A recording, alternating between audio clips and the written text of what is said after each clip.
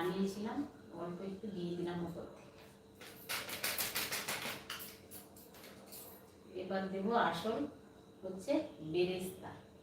বিরিয়ানিতে বেরেস্তা না হলে ভালো লাগে না,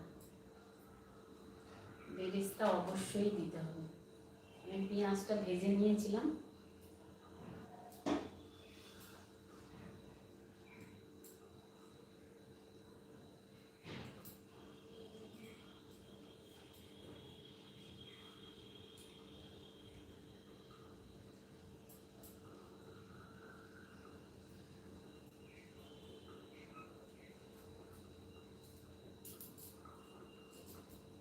দিয়ে দিলাম। আচ্ছা, এবার দেবো হচ্ছে যেন